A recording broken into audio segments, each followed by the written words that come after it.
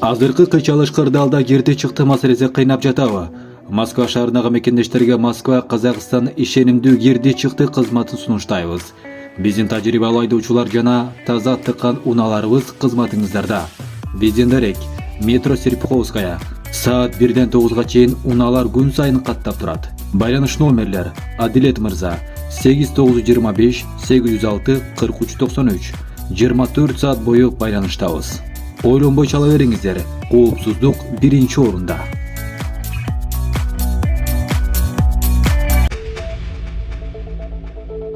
Ички иштер министрлиги Ош шаарында жаш жигитти өлтүрүүгө шектелген 2 жаран кырмалды. 12 январдан 13 январга караган түнү Ош шаарынын Курман-Жанатка көчөсүндөгү банктын жанынан 1993 туулган жарандын сөөгү табылып, аны белгисиз адамдар тобу сабап өлтүрүшкөндүгү аныкталган. Мындан тышкары, ошол эле түнү ооруканага 1995 туулган жаран дагы оор абалда бычактан жаракат алып түшкөн. Бул факты Ош шаарынын ички иштер башкармалыгында Кыргыз Республикасынын кылмыш жаза кодексин адам өлтүрүү менен каралган кылмыштын белгилери боюнча катталган. 14 январда акча эместөө иш-чараларын жүргүзүүнүн жүрүшүндө Ички иштер министрлигинин кызматкерлери Чүй облусунун аймагында чек арадан өтүүгө аракеттенип жаткан жеринен издөөдө жүргөн жарандар кармалды. Азыркы учурда өзгөчө оор кылмышка тиешеси бар башка адамдарды да кармоо боюнча комплекстүү акча эместөө жана тергөө иш-чаралары жүргүзүлүүдө. Ички иштер министрлигинин басма сөз кызматы. Ош шаарында сабалган уюшкан кылмыштуу топтун мүчөсүнүн бири өзүнө келди. Бул тууралуу анын жубайы социалдык тармактагы баракчасына жазып чыкты. Ал жогоруда аталган окуяда күйөөсү аман калганын билдирип, учурда өзүнө келип сүйлөп калганын билдирген. Мындан сырткары жалган маалымат таратпоого чакырган. Бул маалыматты Ош шаардык милициясы да тастыктап, сабалган жарандардын бири тирүү жана ооруканада экенин белгиледи. Белгилей кетсек, 13 январга караган түнү Ош шаарынын Курман-Жанатка көчөсүндө уюшкан кылмыштуу тобунун 2 мүчөсү мыкачылык менен сабалып, бирөө каза болгон. Өзгөчө оор кылмыштын уюштуруучусу делип, кылмыш чөйрөсүндө Жеңго деген кайман ат менен таанымал болгон Кадыр Досонов кармалган. Орусиянын тергөө комитетинин башчысы Александр Бастрыкин Российская газетага берген интервьюсунда орусиялык жарандарды атайын аскердик операцияга катышуу үчүн тартуу боюнча сүйлөшүүлөргө комментарий берди.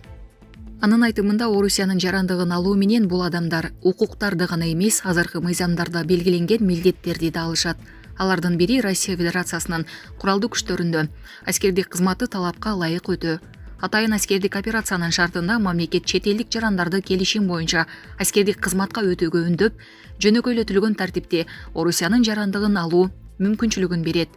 Статистика көрсөткөндөй, чет элдиктер аскердик кызматты кыйга өтүп, массалык түрдө Орусиянын жарандыгын алып жатышат. Акыркы 5 жылдын ичинде аны Борбордук Азия жана Кавказ өлкөлөрүнөн келген миллиондон ашык адам, анын ичинде Тажикстандын, Өзбекстандын жана Кыргызстандын мурдагы 550 000 тургундары сатып алышкан. 2022 жылдын биринчи жарымында эле бул мамлекеттердин 60 000ден ашыгы бойго жеткен жарандары Орусиянын жарандыгын алышкан. Демек, укуктарды гана эмес, ошондой эле аларды кабыл алган өлкөнү коргоо боюнча конституциялык милдетти да алышкан. Ушуга байланыштуу өзгөчө аскердик операциянын тапшырмаларын аткарууга катышуу үчүн натуралдаштырылган жарандарды биринчи кезекте жөнөтүү маселесин кароо максатка ылайыктуу, деди Бастрыкин. Булак Акипресс.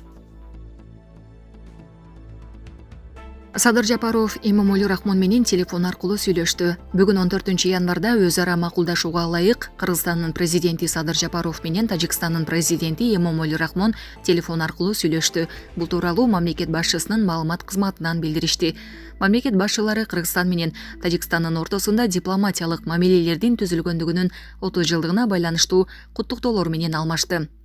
Акыркы 30 жылда мамлекеттер достуктун жана жакшы коңшулаштыктын негизинде саясий, соода-экономикалык, маданий, гуманитардык жана башка тармактарда мамлекеттер аралык кызматташтыкты өнүктүргөндүгү белгиленди. Мамлекет лидерлери көп тараптуу түзүмдөрдүн платформаларында кызматташуунун, буунун жана башка аймактык уюмдардын алкагында өз ара колдоо көрсөтүүнүн позитивдүү тажрыйбасын баса белгилешти. Мындан тышкары тараптар кыргыз-тажик мамилелеринин мындан аркы өнүгүүсү Борбор Азиядагы тынчтыкты жана туруктуулукту сактоого өбөлгө түзөрүн белгилешти. Сүйлөшүүнүн жүрүшүндө мамлекет башчылары эки тараптуу сүйлөшүүлөрдөгү акыркы жетишкендиктерди белгилешти. Бул жалпы узундугун 63% түзгөн 625 чакырымга жакын мамлекеттик чек ара линиясынын долбоордук сыпаттамасын аяктоого мүмкүндүк берди. Садыр Жапаров менен Эмомали Рахмон учурдагы бардык маселелерди саясий дипломатиялык жол менен гана чечүү зарылдыгын баса белгилешип, мамлекеттик чек араны делимитациялоо жана демаркациялоо боюнча өкмөттөр аралык комиссиянын алкагында сүйлөшүү процессин активдештирүү боюнча ойлорун билдиришти. Булак Супер Кежи. Кытай компаниясы Орто Токой суу сактагычына ГЭС курат. Күн мурун 13 январда Кыргызстандын энергетика министрлиги, экономика жана коммерция министрлиги, финансы министрлигине караштуу Финанс кредиттик фонд жана China National Highway Machinery Corporation Кытайдын улуттук компаниясы ортосундагы кызматташтык жөнүндө меморандумга кол коюлду. Бул тууралуу энергетика министрлигинин басма сөз кызматы кабарлайт. Меморандумга төмөнкүлөр камтылган. Өнөктөштүк мамилелерди жана стратегиялык өз ара аракеттенүүнү чыңдоо бул Кыргызстандын энергетика тармагын өнүктүрүүгө өбөлгө түзөт.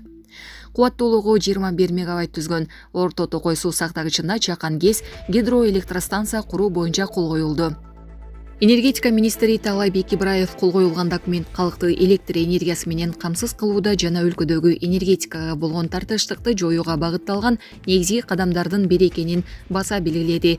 Ошондой эле министр Орто Токой суу сактагычында чакан ГЭС курууга энергетика министрлиги кызыктар экенин билдирди. Белгилей кетсек, кол коюуга энергетика министри Таалайбек Ибраев, экономика жана коммерция министри Тания Романгелдиев, Финанс кредиттик фондунун жетекчиси Жусубали Төрөмаматов, China National Highway Machinery Corporation компаниясынын вице-президенти Джен Хенсон катышты.